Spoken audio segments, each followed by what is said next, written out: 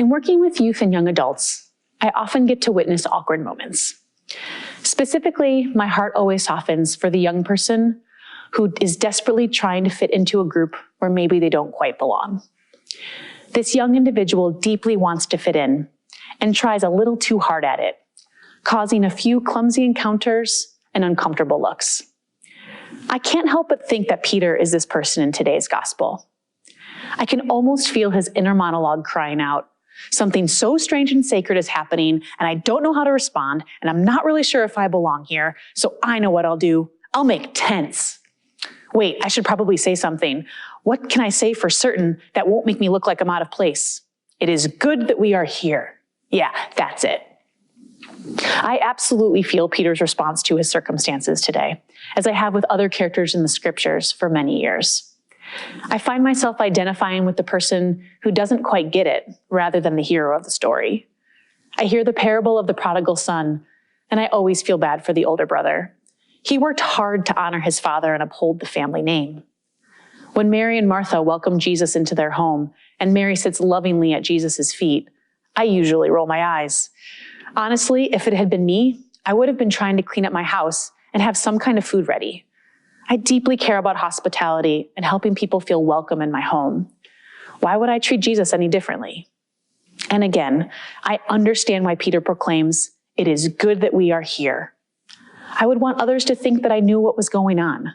How else does one respond in this situation? A mentor of mine used to point out that it was normal to identify with any character in a particular passage. The ones I identify with that try so hard to do the right thing, to try and be worthy of God's love and Jesus' attention, they deserve our attention. They can reflect our own opportunity for growth to us by providing their own insight and guidance, despite God correcting each one of them. The father has to explain to his eldest son how wonderful it is that his younger brother returned. Jesus gently lets Martha know that Mary has made the better choice. And in today's reading, Peter's actions are cut short because a bright cloud and a voice from heaven appear. In each of these stories, the individual is invited to simply be and encounter the beloved. Herein lies our challenge. In our culture of busyness and doing, of impressing and achieving, we begin to believe that we have autonomy and control in how we are seen and how we encounter anyone, including ourselves and including God. The reality is that I, along with Peter, Martha, and the rest of us, do not control or earn being God's chosen or beloved. Timothy's letter points out that we are called not according to our works, but according to God's own design. The love and grace we receive is unaccounted for in a ledger book. I find this quite frustrating.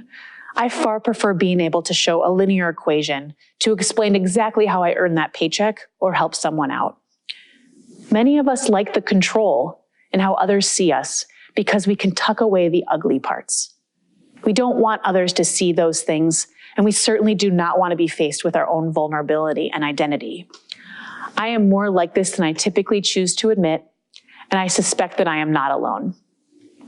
Whether we ignore our flaws or try to hide our brokenness, many doubt that these aspects of ourselves are worthy enough to bring before God, or that they could be loved.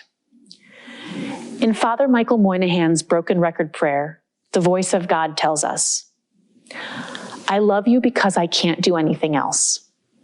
I made you, every last part of you, all that is hidden and all that is revealed, all that is muddled and even all that is clear.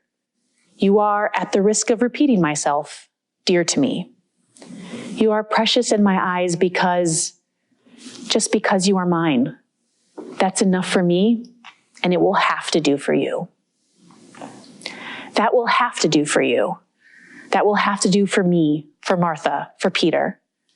We can bring our whole selves before God, confident that everything about us is already loved and accepted. Okay, we are beloved. So what? The experience of being loved and claiming it gives us the yearning to find it in new ways and ultimately transforms us. Henry Nouwen wrote in his book, The Life of the Beloved, "Every time you listen with great attentiveness to the voice that calls you the beloved, you will discover within yourself a desire to hear that voice longer, and more deeply. Once we get past our own barriers of receiving love and the other voices in our lives that try to refute God's truth, we can begin trusting the voice of love in our lives.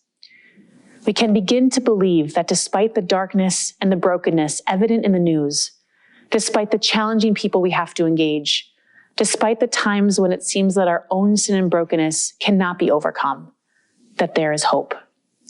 Jesus is the epitome of that hope. He did not run when God's voice proclaimed, "This is my beloved Son, with whom I am well pleased." Just before this passage, Jesus predicts his passion and explains the cost of discipleship. He is beloved, and yet remains committed to the project that God has for the kingdom. He is our example of being called, being loved, and responding with courage. The more we listen to Jesus and pattern our lives after his commitment, the more we transform into people of love and hope. We can be confident that we do belong with God, so we do not need to work so hard to try and fit in. Freeing ourselves from that effort frees us to have authentic encounters of belonging and an opportunity to respond to this love. Those awkward students I talked about earlier, I often would see them a year or two later, spending time with real friends, friends that allowed them to be fully themselves despite their quirks and awkwardness. They would relax and shine in genuine relationships. I believe this is where our invitation takes place. May we seek to live our belovedness, relax with knowing that we cannot control it, and seek to deepen a genuine relationship of response with the God that loved us into existence. Thank you.